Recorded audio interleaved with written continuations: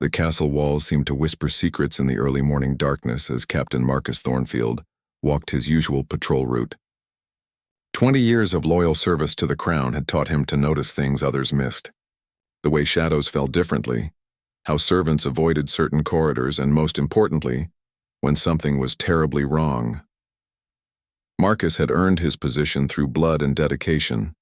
Born to a blacksmith in the village below, he had clawed his way up through the ranks of the royal guard. His massive frame and sharp mind made him the perfect choice to protect the royal family. The king trusted him completely, which made what he was about to discover even more devastating. The queen's quarters were located in the east wing of the massive stone fortress. Camilla had been married to King Edward for 15 years, a union that had brought peace between two warring kingdoms. She was beloved by the people for her charity work and gentle nature. But lately, Marcus had noticed disturbing changes in the queen's behavior. It started 3 months ago with small things. Camilla would disappear for hours without explanation. Her personal servants were dismissed early most evenings. Strange visitors came and went under the cover of darkness. The queen, once warm and approachable, had become distant and secretive. Dark circles under her eyes suggested sleepless nights, and she jumped at every unexpected sound. Marcus had tried to convince himself that the queen was simply dealing with personal matters. Royal life was stressful and everyone deserved privacy. But his instincts, honed by years of protecting the royal family, screamed that something dangerous was happening. The safety of the kingdom might depend on uncovering the truth. Tonight felt different.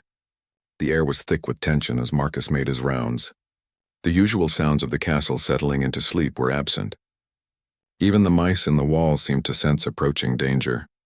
As he approached the queen's chambers, he noticed that the guards who should have been posted at her door were nowhere to be seen.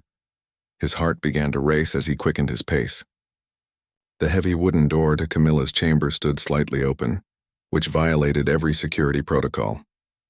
Golden light flickered from within, casting dancing shadows on the stone floor of the corridor. Marcus could hear muffled voices speaking in urgent whispers. Drawing his sword silently, Marcus approached the door with the stealth that had kept him alive through countless battles. Years of training took over as he controlled his breathing and moved like a ghost through the shadows. Whatever was happening inside that room, he was determined to protect his queen at all costs. As he pressed his ear to the gap in the door, the voices became clearer. The queen was speaking, but her tone was unlike anything he had ever heard from the gentle royal. There was desperation in her voice mixed with fear, and something that sounded almost like guilt. Another voice responded, deeper and unfamiliar, speaking in a language Marcus didn't recognize. The captain's mind raced with possibilities. Was the queen being threatened? Had enemies of the kingdom somehow infiltrated the castle? His duty was clear, but something held him back from bursting through the door immediately. Years of experience had taught him that rushing into unknown situations often made things worse. Marcus decided to observe first and act second. He carefully pushed the door open, just wide enough to see inside the chamber. What he saw would change everything he thought he knew about the royal family and shake the very foundations of the kingdom. The queen stood in the center of her private chamber, but she was not the victim Marcus had expected to find. Camilla was dressed in a black hooded robe instead of her usual elegant gowns. Strange symbols were drawn in chalk on the floor around her feet, forming an intricate circle that seemed to pulse with otherworldly energy. Candles burned in a precise pattern throughout the room, their flames dancing without any breeze to disturb them. The air smelled of herbs and something else Marcus couldn't identify, something that made his skin crawl with unnatural fear. Books lay open on tables, their pages covered with text in ancient languages and disturbing illustrations. Standing across from the queen was a tall figure in similar robes, face hidden in shadow. This stranger held objects Marcus had never seen before, items that seemed to absorb light rather than reflect it. The conversation between them continued in hushed tones, but now Marcus could make out enough to understand they were planning something that would happen very soon. The realization hit Marcus like a physical blow. The queen he had sworn to protect with his life was not in danger. She was the danger. Whatever was happening in this room threatened not just the king, but the entire kingdom. Everything he had believed about the royal family, about his duty, about right and wrong, crumbled in an instant. Marcus felt his world spinning as he watched the queen he had served faithfully for so many years. The woman he had risked his life to protect countless times was clearly involved in something that went against everything the kingdom stood for. His hands trembled slightly as he gripped his sword, torn between duty to his oath and duty to the realm. The mysterious figure spoke again, this time in the common tongue that Marcus could understand. "The ritual must be completed before dawn, Your Majesty. The stars align only once every 50 years for this level of power. If we wait any longer, the opportunity will be lost forever." Camilla nodded, her voice steady despite the magnitude of what they were discussing. "I understand the risks, but my son's life hangs in the balance. No mother should have to watch her child suffer when she has the power to save him." Marcus's breath caught in his throat. Prince Alexander, the heir to the throne, had been mysteriously ill for months. The royal physicians had tried everything, but the young prince continued to waste away. The queen's desperate love for her son was driving her to seek solutions beyond the natural world. "The price remains the same," the stranger continued, pulling back his hood to reveal a face marked with intricate tattoos that seemed to move in the candlelight. "A life for a life. The magic demands balance. Save your son, and another must take his place in the realm of shadows." The queen's composure finally cracked and tears streamed down her face. "Anyone but him. Take me instead. I've lived my life. Alexander has barely begun his. The magic chooses its own price, Your Majesty. We cannot control who it claims. It might be a servant, a noble, or even—" The man's eyes glittered with malice. The king himself. Marcus had heard enough. Every instinct screamed at him to burst through the door and stop this madness. But something deeper, a wisdom gained from years of difficult decisions, held him back. The queen was trying to save her son's life. As a father himself, Marcus understood the desperate love that would drive a parent to any lengths. But understanding didn't make it right. The queen was preparing to use dark magic that could kill an innocent person to save the prince. The stranger she was working with radiated evil so strongly that Marcus could feel it from across the room. Whatever ritual they were planning would bring something terrible into the kingdom. The captain's mind raced through his options. He could arrest the queen and the mysterious man immediately, but that would mean the prince would die. He could report directly to the king, but that would destroy the royal marriage and potentially throw the kingdom into chaos. Or he could try to find another way to save the prince without resorting to dark magic. As Marcus wrestled with his decision, the queen began preparing for the ritual. She picked up a silver dagger from the table, its blade gleaming in the candlelight. The weapon looked ancient, covered with symbols that hurt to look at directly. The stranger began chanting in a language that sounded like wind through a graveyard. The temperature in the room began to drop noticeably. Marcus could see his breath forming small clouds in the suddenly frigid air. The candle flames, which had been dancing wildly moments before, now stood perfectly still as if frozen in time. Something was coming, something that didn't belong in the natural world.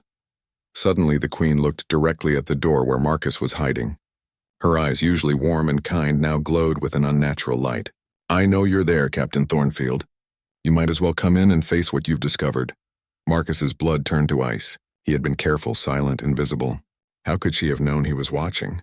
Unless the magic they were using had enhanced her senses beyond normal human limits. There was no choice now but to enter the chamber and confront the situation directly. Pushing the door open with his foot while keeping his sword ready, Marcus stepped into the queen's chamber. The smell of herbs and other worldly power was overwhelming at close range. The symbols on the floor seemed to pulse with their own heartbeat, and the air itself felt thick and wrong. "Your Majesty," Marcus said, his voice carefully controlled despite the chaos in his mind.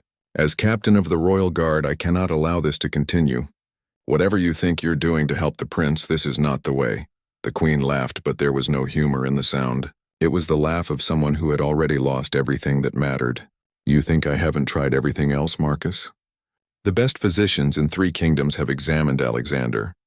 They all say the same thing. He has weeks to live, maybe less. Then we accept God's will," Marcus replied, though the words felt hollow even as he spoke them. "We don't bargain with dark forces." The hooded stranger stepped forward, and Marcus could see that his tattoos were actually moving across his skin like living things.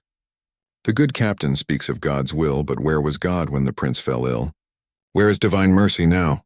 Marcus felt the truth of those words like a physical blow. He had prayed for the prince's recovery every night for months. They all had. But the boy continued to weaken despite all their prayers and efforts. The queen's desperation was understandable, even if her methods were unforgivable. The ritual circle began to glow brighter, and Marcus realized they were running out of time. Whatever dark magic was being summoned was almost ready to manifest. In minutes, it might be too late to stop what was happening. He had to make a choice that would change everything. The moment of decision had arrived, and Marcus felt the weight of the entire kingdom on his shoulders. The glowing circle was now so bright that it hurt to look at directly. Strange whispers filled the air, speaking in voices that definitely did not belong to any living human. The queen raised the silver dagger above her head, ready to complete whatever sacrifice the dark ritual demanded. "Stop," Marcus commanded, stepping forward with his sword pointed at the mysterious stranger. "I cannot let you do this, Your Majesty. The risk to innocent lives is too great." But even as he spoke those words, doubt gnawed at his heart. Prince Alexander was just 12 years old, full of promise and beloved by all who knew him. The boy had never harmed anyone, had shown nothing but kindness to servants and nobles alike. If there was even a chance to save him, didn't they have to try? The queen turned to face Marcus, and he was shocked by the change in her appearance.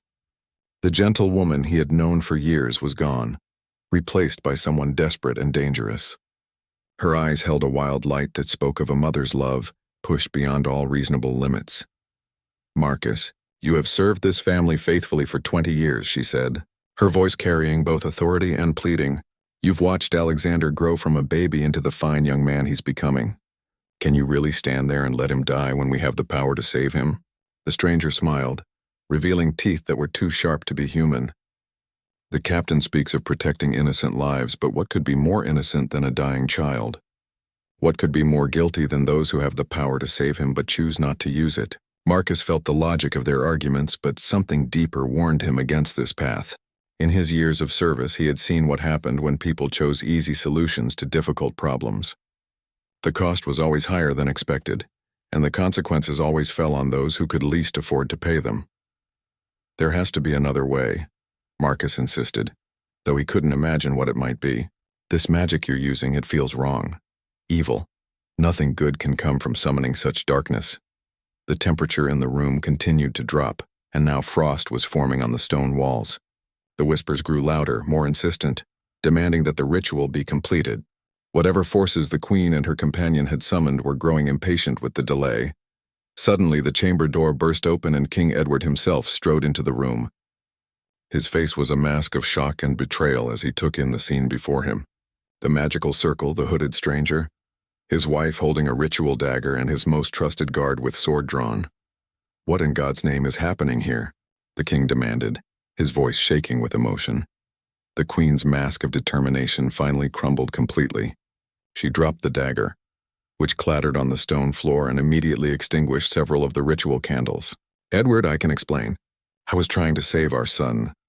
The king's eyes moved from his wife to Marcus to the stranger, trying to process what he was seeing. "Save Alexander? By doing what?" "Camilla, what have you done?"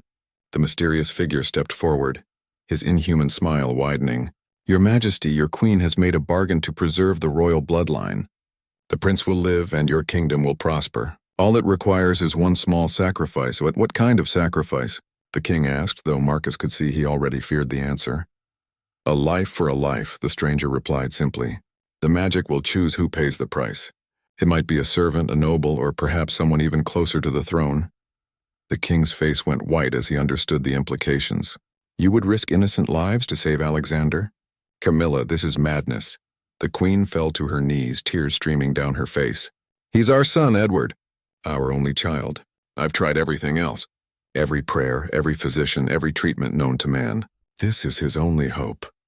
Marcus watched the royal couple's anguish and felt his own heart breaking. As a parent himself, he understood the queen's desperation.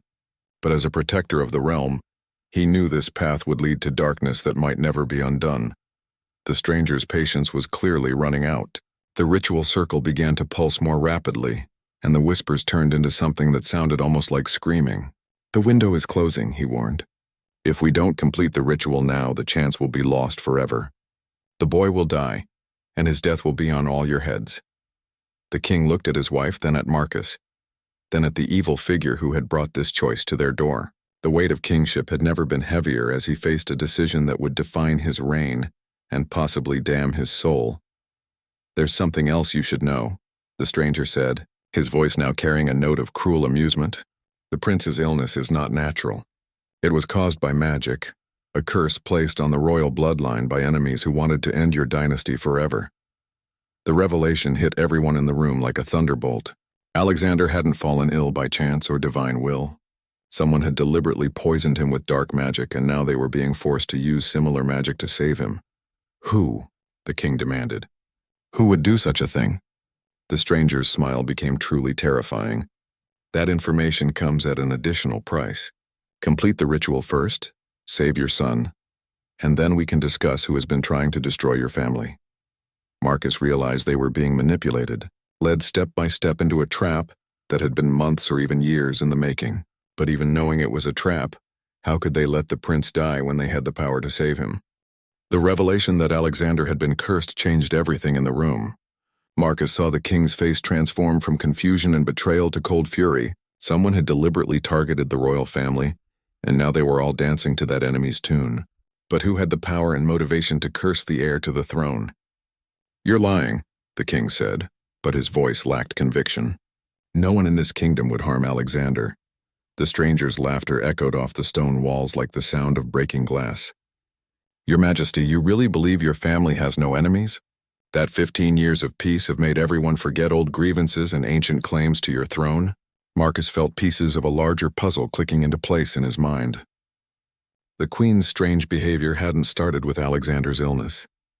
Looking back, he could remember small signs going back almost a year. Secret meetings, whispered conversations that stopped when he entered rooms, and a gradual change in the castle's atmosphere that he had attributed to normal political tensions. The king walked closer to the ritual circle, and Marcus tensed, ready to pull him back if the magic tried to claim him. "If what you say is true, if someone has cursed my son, then tell me who it is. I'll deal with them myself." "The ritual first," the stranger insisted. "Save the boy and then justice can be served. But every moment you delay, Alexander grows weaker. How long do you think he has? Hours? Minutes?" As if summoned by those words, a young servant burst through the chamber door. The girl was crying and could barely speak through her sobs.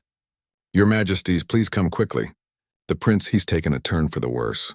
The physicians say..." She couldn't finish the sentence, but everyone in the room understood. Alexander was dying right now.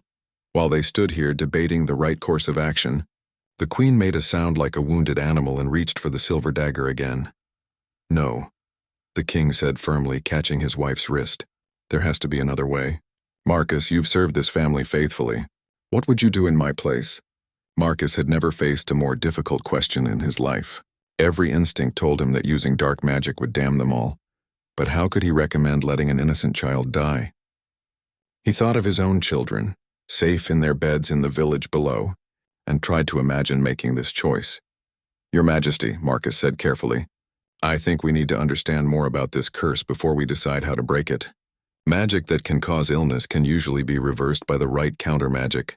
There might be a way to save Alexander without risking innocent lives."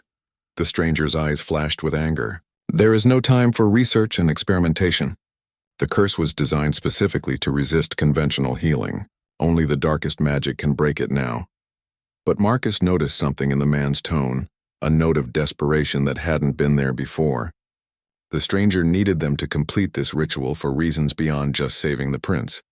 Whatever dark forces he represented had their own agenda, and Alexander's life was just a tool to achieve it. "What do you really want?" Marcus asked directly. "Saving the prince is just the beginning, isn't it? What happens after we complete your ritual?" The stranger's mask of helpful concern finally slipped completely. His face twisted with malice as he realized his deception had been discovered. "Clever captain. Yes, the ritual does more than save one dying child. It opens a doorway that has been closed for centuries." "A doorway to what?" the king demanded. "To the realm where true power dwells. Your kingdom sits on ancient ground, Your Majesty. Sacred ground that was sealed long ago to prevent certain entities from returning to this world. The prince's life force freely given through this ritual will break those seals forever." The queen gasped, finally understanding the full scope of what she had almost done. In her desperate love for Alexander, she had nearly unleashed something that could destroy not just their kingdom, but possibly the entire world. Marcus stepped forward, his sword now pointed directly at the stranger's heart. "You cursed the prince yourself, didn't you? You made him sick so his parents would be desperate enough to perform your ritual." The creature that had been disguised as a helpful magical advisor laughed again, but now the sound was definitely not human. "The boy was doomed from birth to serve this purpose. His bloodline carries power that has slept for generations. Only by freely choosing to sacrifice that power could the seals be broken." The ritual circle suddenly blazed with blinding light, and Marcus realized that their conversation had been a distraction. While they talked, the magic had been building to a crescendo. Even without the queen's willing participation, the ritual was trying to complete itself using the fear and desperation in the room as fuel. "It's too late to stop it now," the creature snarled, throwing back his hood to reveal a face that was definitely not human. His skin was gray as stone, his eyes burned like coals, and when he spoke, Marcus could see rows of razor-sharp teeth. "The doorway is opening whether you cooperate or not." The stone walls of the chamber began to crack, and through the gaps Marcus could see something that defied description. Shadows moved with their own intelligence, reaching toward the world of the living with hungry tendrils. The temperature dropped so fast that ice began forming on everyone's breath. But Marcus noticed something else. The creature was struggling to maintain the ritual without the queen's willing participation. Whatever ancient magic governed these forces, it required genuine choice, not just fear and manipulation. If they could disrupt the ritual now, they might still be able to save both Alexander and the kingdom. "Your Majesty," Marcus called to the king over the growing supernatural wind that was now howling through the chamber, "the ritual needs willing participation. If we all refuse to cooperate, if we choose to trust in something other than dark magic, we might be able to break this thing's power." The king understood immediately. Taking his wife's hand, he looked directly at the demonic creature and spoke with the full authority of his crown. "I reject your bargain. I refuse your magic. Whatever the cost, I will not open doorways for entities that want to harm my people." The queen, tears still streaming down her face, nodded and added her voice to her husband's. "I choose to trust in God's will rather than dark magic. Alexander's life is precious, but not more precious than the safety of everyone in our kingdom." The creature screamed in fury as the ritual circle began to dim. But Marcus knew their victory was not yet complete. There was still the matter of saving the prince and discovering who had really cursed him in the first place. The demonic creature's scream of rage shattered several of the windows in the queen's chamber. As the ritual circle began to fade, the supernatural cold that had gripped the room started to lift. But Marcus could see that their rejection of the dark bargain came with a terrible cost. If the creature was telling the truth about Alexander being cursed, then by refusing the ritual, they had condemned the prince to death. The king seemed to understand this as well. His face was set with grim determination, but Marcus could see the pain in his eyes. No father should have to choose between his child's life and the safety of his kingdom. Yet that was exactly the choice Edward had just made. "You fools," the creature snarled, his form beginning to waver as the magic that had summoned him weakened. "The boy dies tonight and his blood is on your hands. You could have saved him and gained power beyond imagining. Better to die with honor than live with evil," the king replied firmly. But Marcus heard the tremor in his voice and knew the words were as much to convince himself as to defy the demon. As the creature began to fade back to whatever realm had spawned him, he spoke one final time.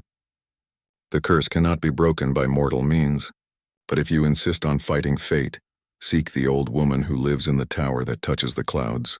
She alone might have knowledge that could help you, though the price she demands may be higher than mine."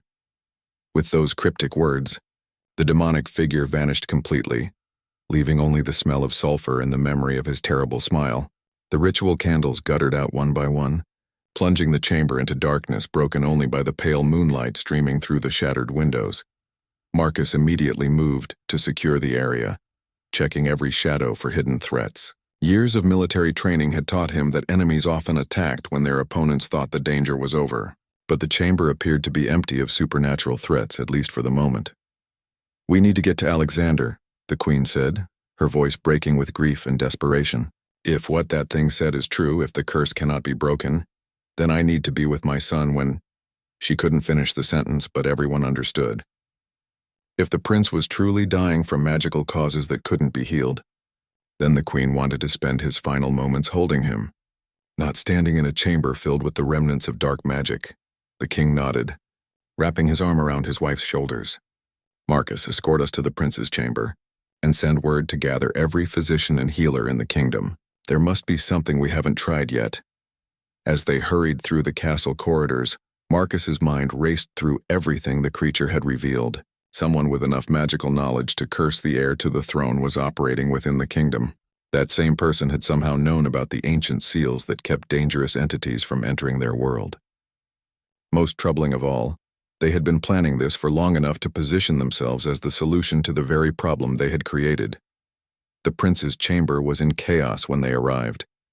3 royal physicians surrounded the bed where Alexander lay unconscious, his breathing shallow and labored.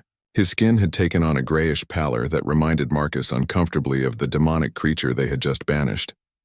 "How is he?" the king asked, though the answer was written on every face in the room.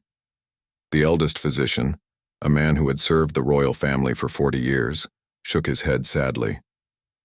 "Your Majesty, I've never seen anything like this. It's as if something is draining the very life force from his body. Nothing we do has any effect." The queen fell to her knees beside the bed, taking her son's cold hand in both of hers. "Alexander, can you hear me? Mama's here and Papa too. We're going to find a way to help you." But the boy showed no response to her voice. His breathing continued to grow weaker, and Marcus could see that they had hours at most before the curse claimed his life. The weight of their decision to reject the demonic bargain pressed down on everyone in the room. "The creature mentioned someone," Marcus said quietly to the king. "An old woman in a tower that touches the clouds. It might be worth investigating." The king nodded grimly. "I know who he meant. There are legends about a wise woman who lives in the highest tower of the northern mountains. Some say she's a witch, others claim she's a saint. Most believe she's just a story told to frighten children. At this point, we have to explore every possibility," the queen said from beside Alexander's bed. "If there's even a chance she's real and can help our son, we have to try." Marcus stepped forward. "Your Majesty, if you'll permit me, I'll ride north immediately. Even if this woman exists, it will take time to reach her and return. Every minute counts now." But even as he offered, Marcus wondered if they were chasing false hope. The journey to the northern mountains would take at least 2 days, and Alexander looked like he might not survive another 2 hours. Still, what choice did they have? They had rejected dark magic, so now they had to trust in whatever light remained in the world.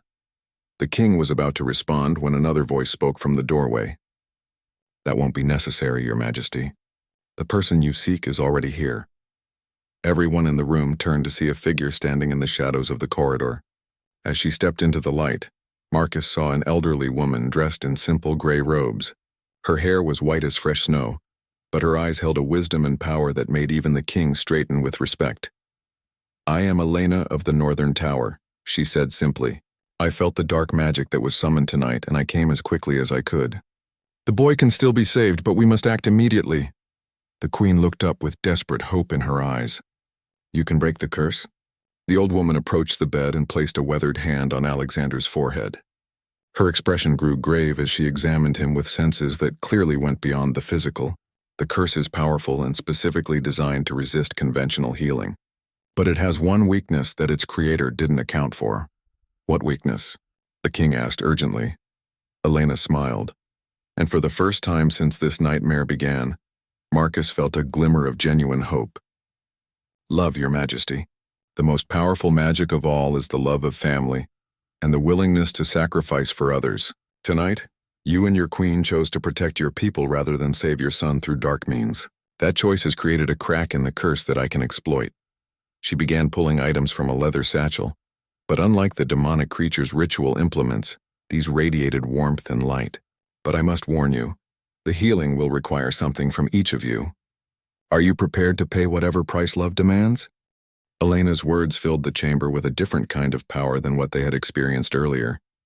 Where the demon's magic had been cold and demanding, this felt warm and inviting.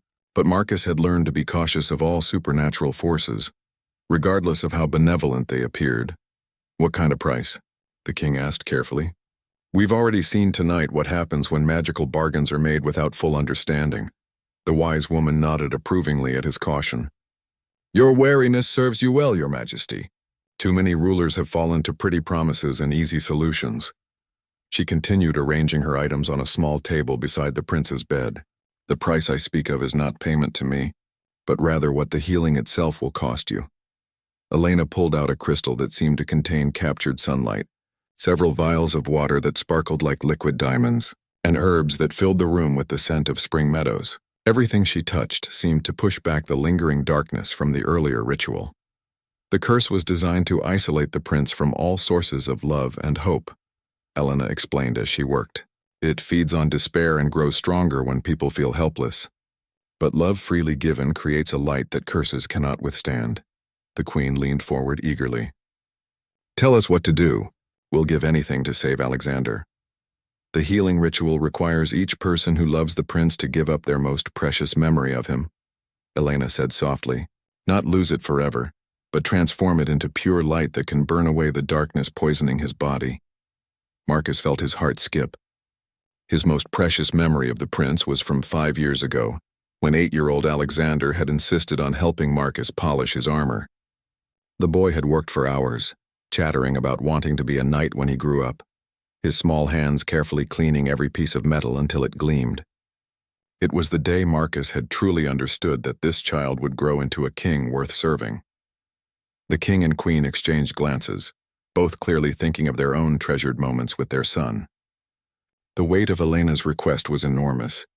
Those precious memories were what sustained parents through difficult times, and would become even more valuable as Alexander grew older. If we give up these memories, the king asked, will we remember that they happened? Elena shook her head gently. You'll know logically that you must have had wonderful times with Alexander, but you won't be able to recall the specific joy and love you felt in those moments. The memories will become facts instead of feelings. The queen didn't hesitate. And that's what we'll do. Our son's life is worth more than any memory. But Marcus raised a concern that had been nagging at him. Elena, how do we know this won't make us vulnerable to whoever cast the original curse? If we weaken our emotional connections to the prince, might that give our enemy another opening to attack? The wise woman looked at Marcus with new respect. You think like a true protector, Captain. But consider this. The original curse worked because it exploited the queen's desperate love, turning her natural desire to protect her child into a weapon against the kingdom. When love is transformed into pure light through sacrifice, it becomes impossible to corrupt or manipulate. As Elena spoke, she began mixing the sparkling water with crushed herbs, creating a paste that glowed with soft radiance. The crystal grew brighter in response, and Marcus could feel the curse's hold on Alexander beginning to weaken already. There's something else you should know, Elena continued as she worked. The person who cursed Alexander is someone you trust, someone with access to the prince's food or belongings.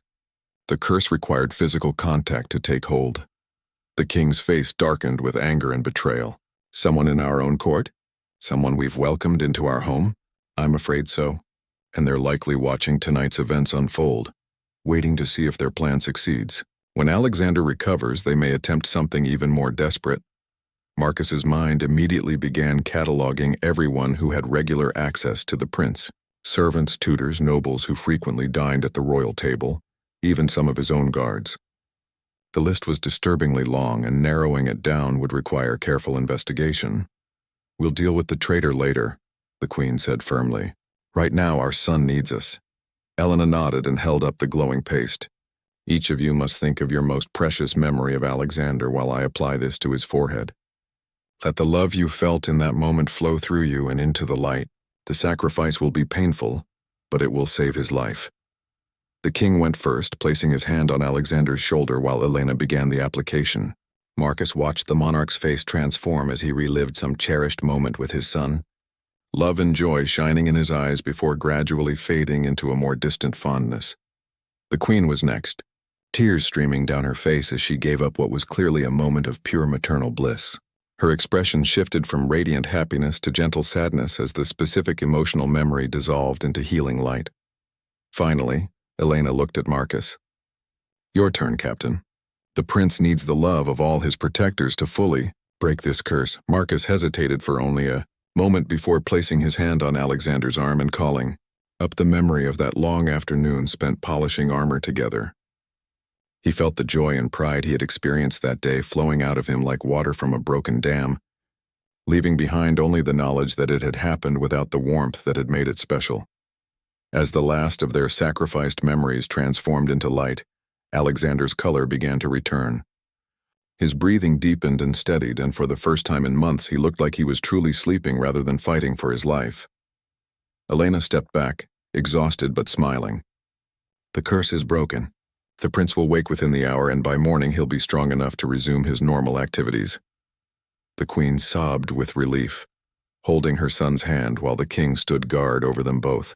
Marcus felt a profound sense of completion, knowing that his sacrifice had helped save the boy's life even if he could no longer remember the exact joy it had cost him. But even as they celebrated this victory, Marcus knew their troubles were far from over. Somewhere in the castle, a traitor was realizing their plan had failed and would likely be planning their next move. The real battle for the kingdom's safety was just beginning. Alexander's eyes fluttered open just as Elena had predicted, focusing immediately on his parents' faces. The grayish pallor was completely gone, replaced by the healthy glow of a normal 12-year-old boy. His first words were typical of his age and personality. "Why is everyone crying? And why does my room smell like a flower garden?" The queen laughed through her tears, hugging her son carefully. Even though she couldn't recall the specific memory she had sacrificed, her love for Alexander remained as strong as ever. "We're just happy to see you feeling better, darling." Marcus watched the reunion with satisfaction, but his mind was already focused on the next challenge. Elena had confirmed that the person who cursed Alexander was someone with intimate access to the royal family. That meant the traitor was probably watching this scene unfold right now, realizing that their scheme had failed. "Elena," Marcus said quietly, drawing the wise woman aside, "do you have any way of identifying who cast the original curse?" She considered the question carefully. Dark magic leaves traces on those who use it, like soot from a fire. If I could examine everyone who had access to the prince, I might be able to detect those traces. That could take days, and our enemy might escape or try something else in the meantime, Marcus replied. "Is there a faster way?" Elena's eyes took on a calculating look. "There is one possibility. The person who cast the curse will have been watching tonight's events, waiting to see if their plan succeeded. When they realize the prince has recovered, they'll likely experience strong negative emotions, fear, anger, desperation.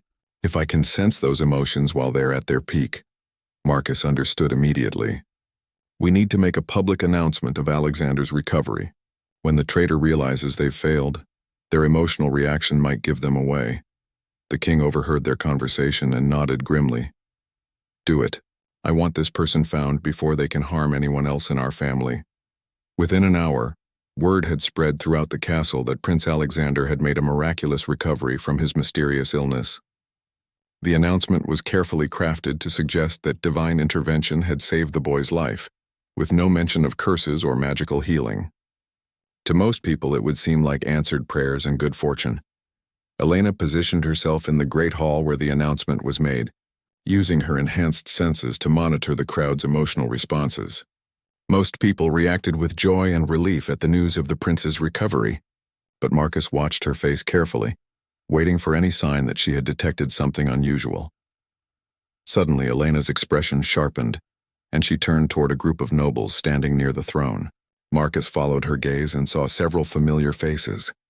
Lord Harrison, the kingdom's treasurer; Lady Margaret, who supervised the castle's domestic staff; Sir Thomas, one of Alexander's tutors; and Master David, the royal physician who had been treating the prince's illness.